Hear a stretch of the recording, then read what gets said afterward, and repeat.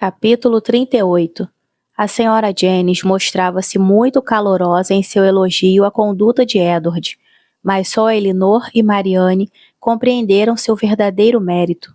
Só elas sabiam que pouco ganhara ao tentar ser desobediente e que pequeno era seu consolo, além da consciência de agir corretamente que lhe restaria com a perda de amigos e fortuna. Elinor exultava com a sua integridade, e Marianne perdoava todas as ofensas dele em compaixão por sua punição, mas embora a confiança entre elas fosse restabelecida por essa descoberta pública, restabelecida em seu completo estado, não era um assunto sobre o qual as duas gostassem de demorar-se quando estavam a sós. Elinor evitava-o por princípio, tendendo a fixar-se ainda mais em seus pensamentos por causa das afirmações demasiado acaloradas e positivas de Marianne em acreditar na persistente afeição de Edward por ela, que desejava afastar de vez. E a coragem de Marianne logo minguou ao tentar conversar sobre um tópico que sempre a deixava mais insatisfeita do que nunca consigo mesma, diante da comparação que necessariamente se estabelecia entre a conduta de Elinor e a sua própria. Sentia toda a força dessa comparação, mas não como sua irmã esperara, de modo a levá-la a esforçar-se agora. Sentia com toda a dor do remorso contínuo e lamentava amargamente nunca ter se esforçado antes, mas trazia-lhe somente a tortura da penitência, sem a esperança de emenda. Sua mente estava tão enfraquecida que ela imaginava o esforço atual impossível, e que, portanto, só a deprimia mais. Nada mais souberam por 1 ou 2 dias do que ocorria na Harley Street, mas embora elas já soubessem o suficiente sobre o assunto, que a senhora Jennings teria bastante a fazer para espalhar a notícia, sem procurar saber mais, esta tinha resolvido desde o início fazer uma visita de conforto e investigação às suas primas, tão logo pudesse. E nada, a não ser o obstáculo de mais visitante usual, a tinha impedido de ir visitá-las nesse meio tempo. O terceiro dia depois de saber dos pormenores do caso, era um domingo tão agradável e bonito, de modo a levar muitas pessoas aos jardins de Kensington, embora fosse ainda a segunda semana de março. A senhora Jennings e Elinor estavam entre elas. Marianne, porém, que sabia que os Willoughby estavam novamente em Londres e que tinham medo constante de encontrá-los, preferiu ficar em casa a aventurar-se num lugar tão frequentado.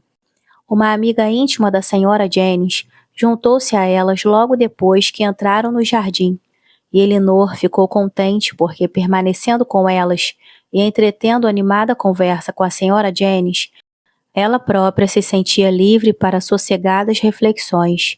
Não viu nem os Willoughby nem Edward, e por algum tempo, nem alguém que pudesse, por algum motivo, sério ou alegre, ser interessante para ela. Mas, por fim, viu-se com certa surpresa, abordada pela senhorita Steele, que, embora parecendo um tanto tímida, expressou grande satisfação por encontrá-las. E ao sentir-se incentivada pela peculiar bondade da senhora Jennings, deixou seu próprio grupo por breve tempo e veio juntar-se ao delas. A senhora Jennings imediatamente sussurrou a Elinor: "Arranque tudo dela, minha querida. Ela lhe contará tudo se perguntar. Bem vê que não posso deixar a senhora Clark." Seria uma sorte, contudo, para a curiosidade da senhora Jennings e também para a de Elinor, que lhe contasse tudo sem fazer qualquer pergunta, pois do contrário de nada saberiam. "Estou tão contente por encontrá-la", disse a senhorita Steele, tomando-a familiarmente pelo braço, "pois queria vê-la mais que tudo nesse mundo." E então, baixando a voz, disse: "Suponho que a senhora Jennings já esteja sabendo de tudo.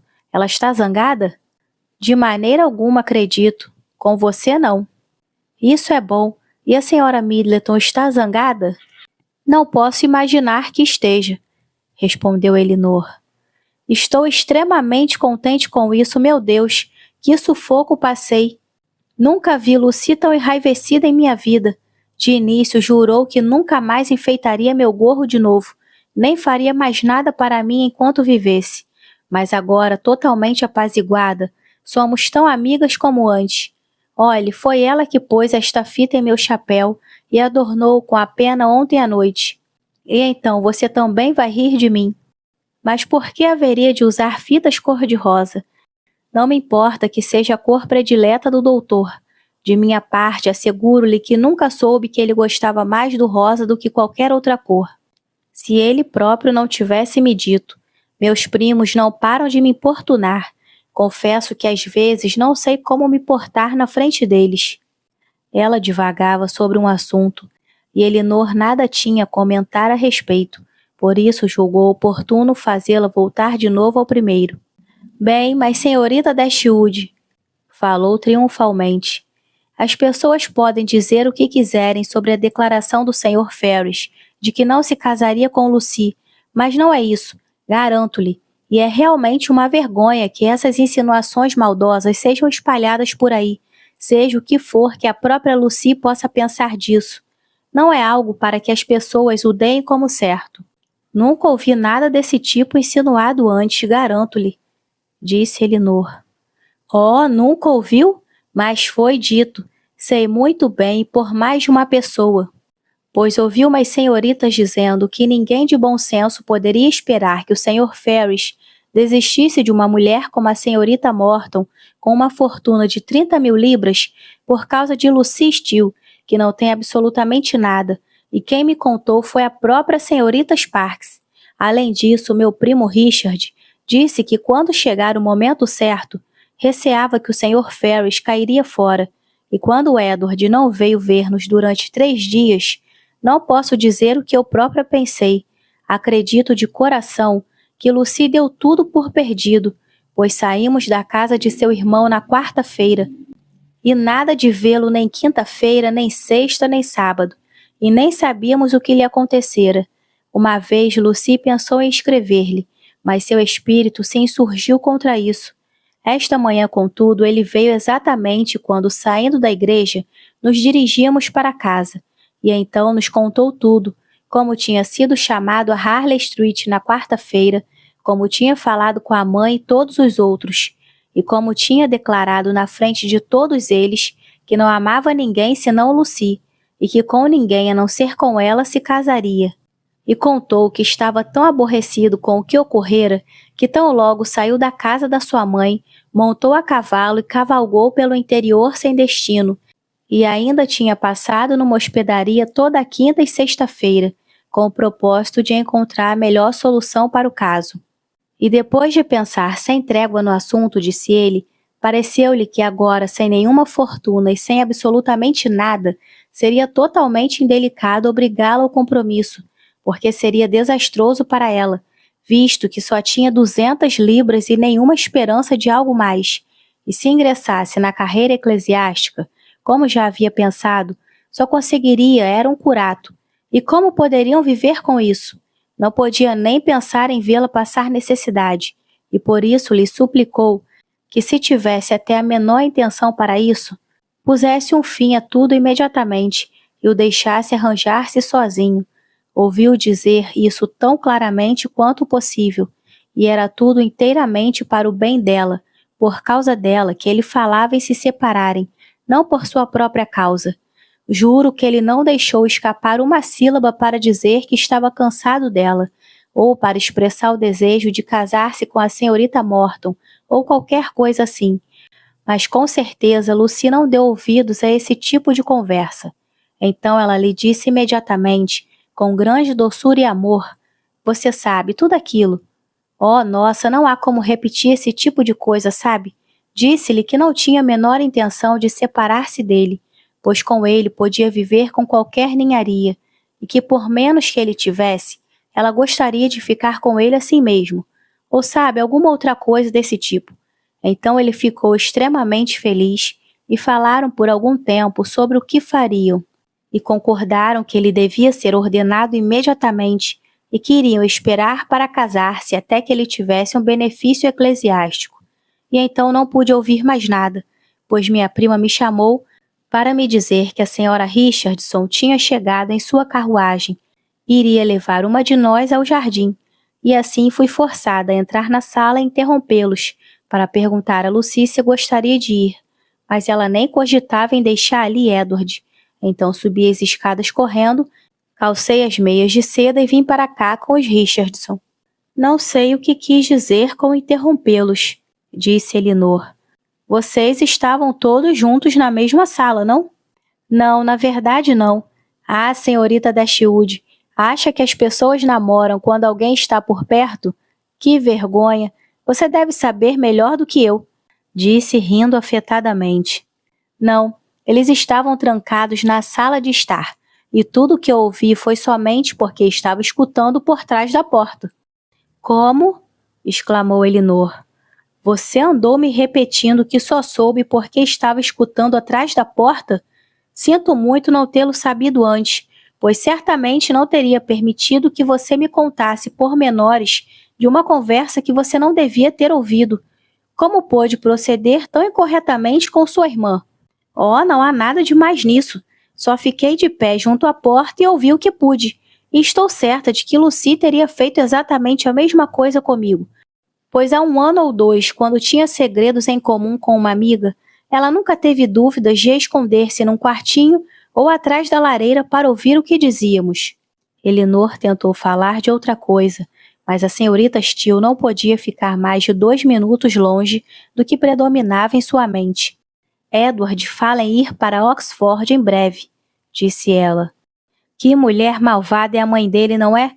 E seu irmão e sua cunhada não foram muito bondosos, mas não posso falar nada contra eles a você. E na verdade mandaram-nos de volta para casa em sua própria carruagem, o que foi mais do que eu esperava. E de minha parte estava com muito medo de que sua cunhada nos pedisse de volta os estojos de agulha que nos havia dado 1 ou 2 dias antes. Mas nada foi dito sobre eles. Eu tomei o cuidado de manter o meu escondido. Edward tem alguns assuntos a resolver em Oxford, disse ele. Assim deverá permanecer por lá algum tempo. E depois disso, assim que conseguir a aprovação de um bispo, será ordenado. Imagino que Curato pode obter. Meu Deus, disse dando uma risadinha enquanto falava. Daria a vida para saber o que meus primos vão dizer quando souberem disso. Vão me dizer que eu poderia escrever ao doutor para que conseguisse para Edward o Curato. Sei que vão fazer isso, mas garanto que não vou fazê-lo por nada neste mundo. Nossa, vou dizer imediatamente, não sei como podem pensar em tal coisa. Eu escrever ao doutor era só o que faltava. Bem, disse Elinor, é um consolo estar preparada para o pior. Já se tem a resposta pronta? A senhorita Steele ia replicar sobre o mesmo assunto, mas a aproximação de seu grupo levou-a a abordar outro mais premente. Oh, aí vem os Richardson. Tinha muitas coisas mais para lhe dizer, mas não posso ficar longe deles por mais tempo. Asseguro-lhe que são pessoas muito distintas. Ele ganha enormes somas de dinheiro e eles possuem seu próprio coche. Não tenho tempo de falar à senhora Jennings sobre esses assuntos, mas, por favor, diga-lhe que estou imensamente feliz em saber que ela não está zangada conosco e transmita o mesmo à senhora Middleton. E se acontecer algo que obrigue você e sua irmã a partir, e a senhora Jennings precisar de companhia, asseguro-lhe que ficaríamos muito satisfeitas em permanecer com ela por todo o tempo que quisesse. Suponho que a senhora Middleton não nos convidará mais dessa vez. Até logo. Lamento que a senhorita Marianne não estivesse aqui. Lembranças minhas para ela. Olhe só, se você não está usando o seu vestido de musselina pontilhado, estou maravilhada que não esteja com receio de rasgá-lo. Foi essa sua preocupação ao partir. Depois disso, só teve tempo de despedir-se da senhora Jennings antes de retornar ao grupo dos Richardson, e Elinor ficou na posse de conhecimentos que poderiam alimentar suas reflexões por algum tempo. Embora tivesse sabido muito pouco além do que já havia previsto e conjecturado em sua própria mente, o casamento de Edward com Lucy estava firmemente decidido, mas a data permanecia absolutamente incerta, como havia concluído que seria. Tudo dependia exatamente, como esperava, da obtenção daquela promoção, que no presente parecia não haver a menor chance de consegui-la.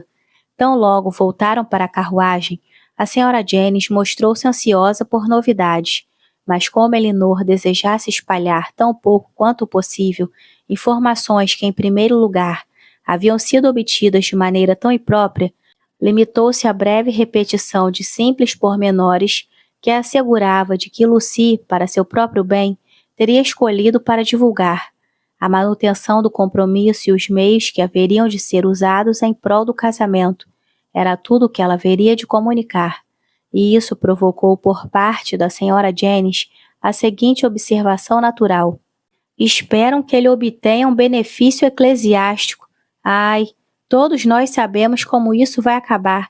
Vão esperar 1 ano e, vendo que nada de bom aparece, vão sobreviver com um curato de 50 libras por ano, mais os juros de suas 2.000 libras, e o pouco que o Sr. Steele e a Sra. Pratt podem dar a ela. Depois vão ter um filho por ano. Que Deus os ajude. Como vão ser pobres. Vou ver o que posso lhes dar para mobiliar sua casa. 2 empregadas e 2 criados, como falei outro dia. Não, eles precisam arranjar uma moça forte para todos os serviços. A irmã de Beth não daria certo para eles agora. Na manhã seguinte, Elinor recebeu pelo correio uma carta da própria Lucy, que dizia o seguinte: espero que minha querida senhorita Dashwood me perdoe a liberdade que ora tomo de escrever-lhe, mas sei que sua amizade por mim a deixará contente de saber tão boas notícias minhas e de meu querido Edward, depois de todas as provações pelos quais temos passado ultimamente. Por isso, sem mais desculpas, prossigo dizendo que, graças a Deus, embora tenhamos sofrido terrivelmente, estamos perfeitamente bem agora, e tão felizes como deveremos estar sempre no amor que temos um pelo outro. Tivemos grandes desgostos e grandes perseguições, mas ao mesmo tempo, bem-horadamente agradecemos a muitos amigos. Você não é a última entre todos, cuja grande bondade haverei de gratamente lembrar sempre. Como também Edward, a quem tudo contei. Estou certa de que você, assim como a querida senhora Jennings, ficará contente em saber que ontem à tarde passei 2 horas felizes com ele. Não quis ouvir falar de nossa separação, embora eu tenha insistido seriamente, como pensei que meu dever exigia que o fizesse por prudência, e teríamos nos separado ali mesmo, se ele o consentisse, mas ele disse que isso nunca ocorreria, que não se importava com a ira de sua mãe, enquanto pudesse ter meu afeto. Nossas perspectivas não são muito brilhantes, certamente, mas devemos esperar e acreditar no melhor.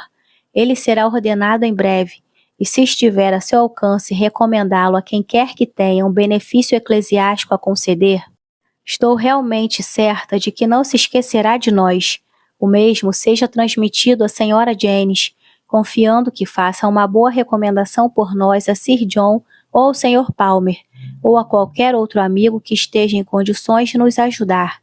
A pobre Anne deveria ser severamente repreendida pelo que fez, mas agiu de boa fé, por isso não lhe direi nada. Espero que a senhora Jennings não considere muito incômodo visitar-nos se passar por aqui qualquer manhã. Seria uma grande amabilidade, e meus primos ficariam orgulhosos em conhecê-la.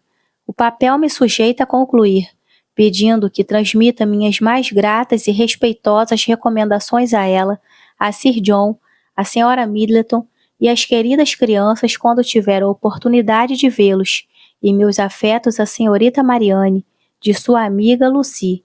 Assim que Elinor terminou a leitura, fez o que concluía que fosse a intenção real da remetente, colocando a carta nas mãos da senhora Jennings, que a leu em voz alta com muitos comentários de satisfação e louvor. Muito bem, na verdade. Como ela escreve bem.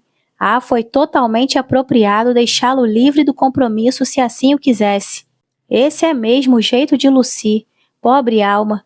Gostaria do fundo do coração, se pudesse, dar-lhe um benefício eclesiástico. Ela me chama de querida senhora Jennings, veja só. É uma menina generosa como nunca vi. E é mesmo, palavra de honra.